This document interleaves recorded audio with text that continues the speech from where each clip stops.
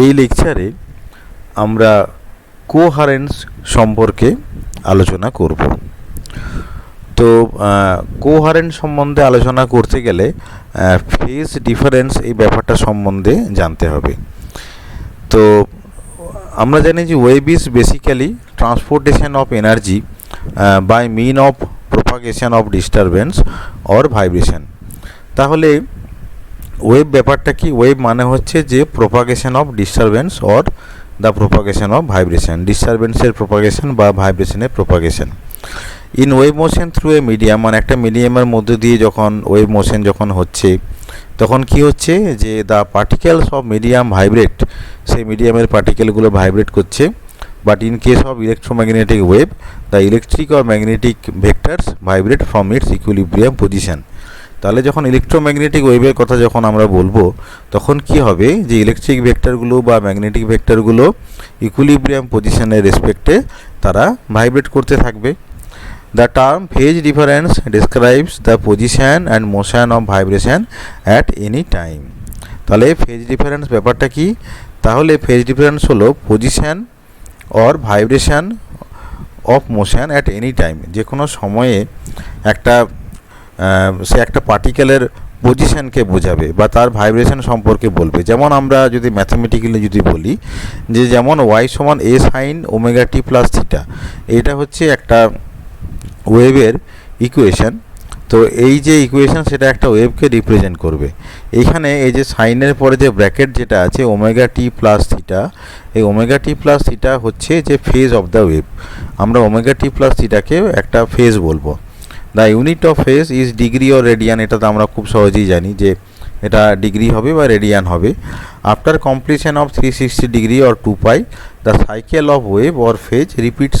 তাহলে 360 ডিগ্রি পরপর বা 2 পাই পরপর যে ওয়েভের যে সাইকেল যেটা সেই সাইকেলটা রিপিট হতে থাকে। তাহলে এই হলো গিয়ে ফেজের কনসেপ্ট। এবার আমরা দেখব যে ফেজ ডিফারেন্স বলতে কি বোঝায়।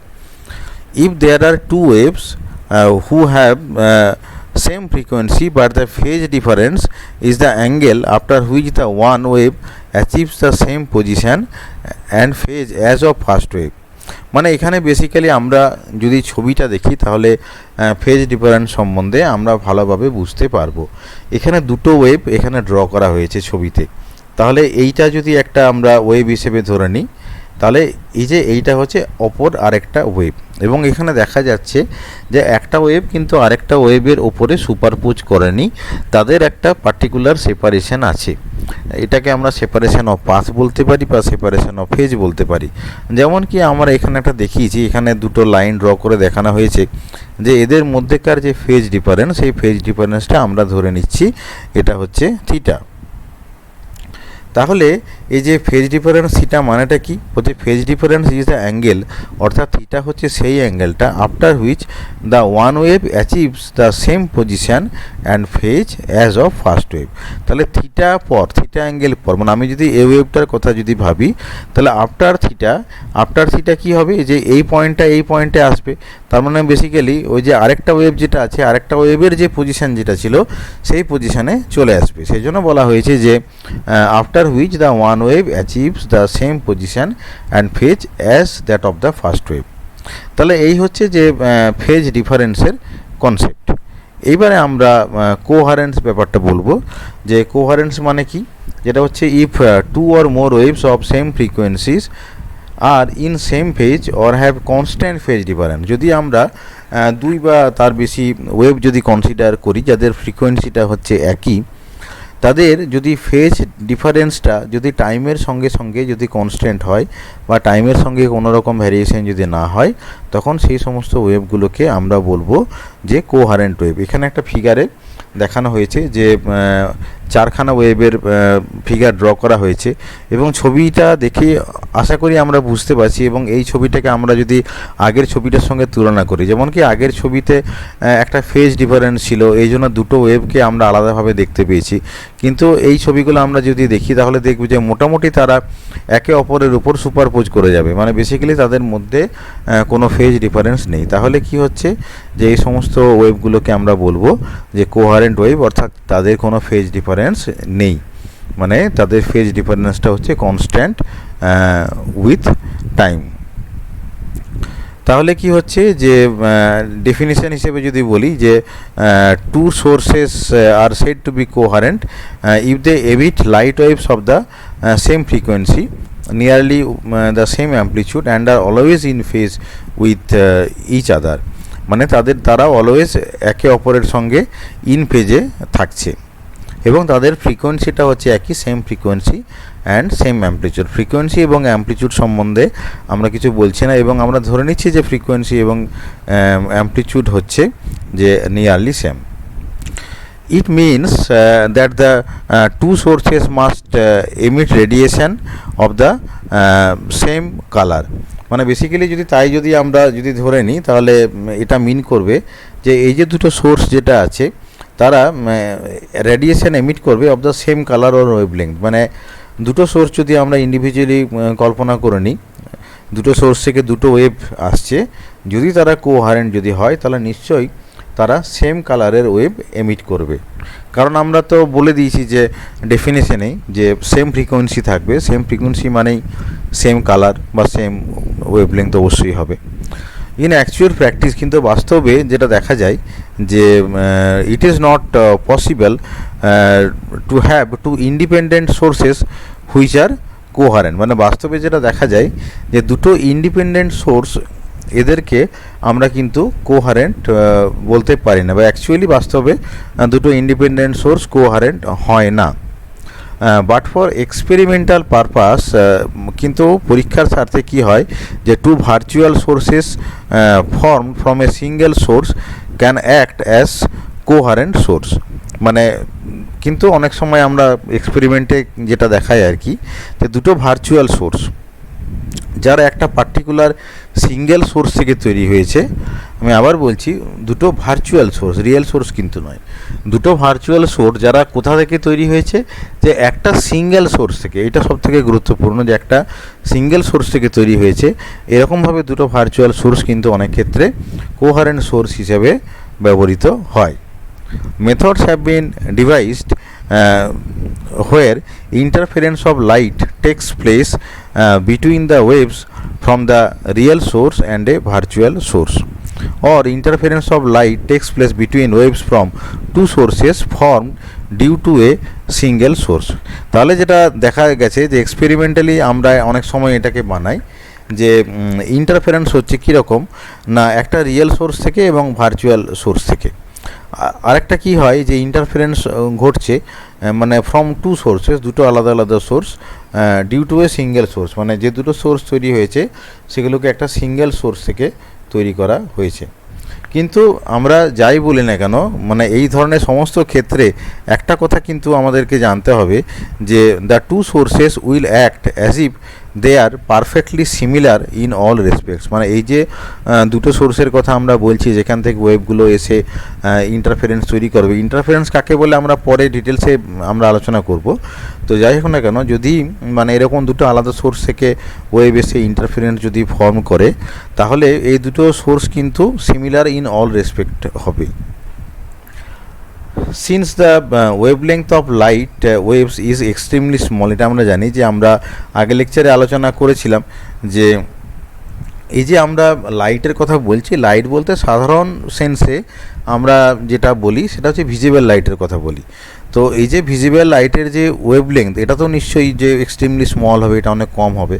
তাহলে কি হবে যে the two sources must be narrow and must also be close to each other. তাহলে আমরা যদি দুটো মানে ইন্ডিভিজুয়াল সোর্স থেকে সুপারপজিশন করে ইন্টারফারেন্স যদি তৈরি করতে চাই, তাহলে এই দুটো সোর্সকে কিন্তু অনেক ন্যারো হতে হবে, মানে অনেক ন্যারো হতে হবে, and must be also be close to each other. এবং শুধু তাই না, এই দুটো সোর্সকে একে অপরের অনেক ক্লোজ হতে হবে। ম্যাক্সিমাম ইন্টেন্সিটি ইজ অবজার্ভ, মানে এই দুটো সোর্স থেকে যদি আলো এসে পড়ে কোনো একটা জায়গায় সুপারপোজ করে এবং যদি কি হয় না ইন্টারফারেন্স যদি তৈরি হয়, তাহলে একটা জিনিস যেটা আমাদেরকে বলতে হবে যে আমরা ম্যাক্সিমাম ইন্টেন্সিটি কখন পাবো, ম্যাক্সিমাম ইন্টেন্সিটি তখনই পাবো যে অ্যাট এ পয়েন্ট, একটা পার্টিকুলার পয়েন্টে where the phase difference between the two waves reaching the point is a whole number of multiple of 2 pi, or the path difference between the two waves is a whole number multiple of wavelength. মানে এই যে দুটো wave আসবে এদের কি হবে যে এদের যে ফেজ ডিফারেন্স যেটা থাকবে সেটা হচ্ছে ইন্টিগ্রাল মাল্টিপল অফ 2 পাই হবে, অথবা পাথ ডিফারেন্স যেটা থাকবে সেটা হচ্ছে যে is a whole integral multiple of wavelength হবে। তবে গিয়ে এই পার্টিকুলার দুটো ওয়েভ যেটা দুটো সোর্স থেকে আসছে এবং যাদেরকে আমরা কোয়ারেন্ট সোর্স বলছি, এই দুটো সোর্স থেকে এসে সুপারপোজ করে একটা পার্টিকুলার পয়েন্টে ম্যাক্সিমাম ইন্টেন্সিটি দেবে। আবার দুটো পার্টিকুলার সোর্স থেকে যখন ওয়েভ আসবে এবং কোনো একটা জায়গায় তারা সুপারপোজ করে, তারা মিনিমাম ইন্টেন্সিটি কখন দেবে, যে মিনিমাম ইন্টেন্সিটি তখনই হবে না যখন কি হবে যে তাদের মধ্যেকার যে ফেজ ডিফারেন্স যেটা থাকবে সেটা অড মাল্টিপল অফ পাই হবে, অড মাল্টিপল অফ পাই হবে। এবং তাদের যে পাথ ডিফারেন্স যেটা আছে, দুটো ওয়েভের পাথ ডিফারেন্স যেটা হবে সেটা হচ্ছে odd number multiple of half wavelength হবে। তাহলে এইটা হচ্ছে যে ম্যাক্সিমাম এবং মিনিমাম পাওয়ার শর্ত। দুটো কোহারেন্ট সোর্স থেকে আলো এসে একে অপরের উপর সুপারপোজ করে অথবা ইন্টারফেয়ার করে, সুপারপোজ করা মানে এখানে আমি বলতে চাইছি যে ইন্টারফেয়ার করার যে এক্স্যাক্ট ডেফিনিশন সেটা আমরা পরবর্তী লেকচারে দেবো। বাট আমরা ধরে নিচ্ছি যে দুটো কোহারেন্ট সোর্স থেকে লাইট ওয়েভ এসে ইন্টারফারেন্স তৈরি করবে। ইন্টারফারেন্স তৈরি করার পর কোনো একটা পার্টিকুলার পয়েন্টে আমরা ম্যাক্সিমা পেতে পারি বা মিনিমা পেতে পারি। ম্যাক্সিমা পাওয়ার শর্ত হচ্ছে যে ফেজ ডিফারেন্সটা হবে ইন্টিগ্রাল মাল্টিপল অফ 2 পাই, আর মিনিমা পাওয়ার শর্ত হচ্ছে যে ফেজ ডিফারেন্স যেটা হবে সেটা হচ্ছে odd number multiple of pi. আর আমি যদি পাথ ডিফারেন্সের টার্মে যদি বলি তাহলে আমাকে যেটা বলতে হবে যে যদি ম্যাক্সিমা যদি হয় তাহলে পাথ ডিফারেন্স হবে যে ইন্টিগ্রাল মাল্টিপল অফ ওয়েভলেংথ হবে। আর যদি ম্যাক্সিমার ক্ষেত্রে আর মিনিমার ক্ষেত্রে কি হবে, যে পাথ ডিফারেন্সটা যেটা হবে সেটা হচ্ছে odd multiple of half wavelength হবে। তাহলে এই হচ্ছে মোটামুটি কোহারেন্সের বিভিন্ন কনসেপ্ট। এছাড়াও আরও কিছু কনসেপ্ট আছে যেগুলো আমরা একটু আলোচনা করে নেব। সেটা হচ্ছে যে কোহারেন্স লেংথ এবং কোহারেন্স টাইম বলতে কি বোঝায়। In case of ordinary light source, অর্থাৎ অর্ডিনারি লাইট সোর্স যদি হয়, light emission takes place when an atom leaves it excited state and come to ground state or lower energy। অর্থাৎ কোনো একটা অ্যাটম যখন এক্সাইটেড স্টেট থেকে যখন lower energy state বা গ্রাউন্ড স্টেটে যখন থাকে তখন কি হবে, তখন সে একটা লাইট এমিশন দেবে। এটা আমরা জানি, আমাদের হায়ার সেকেন্ডারিতে অলরেডি আমরা এটা পড়ে এসেছি।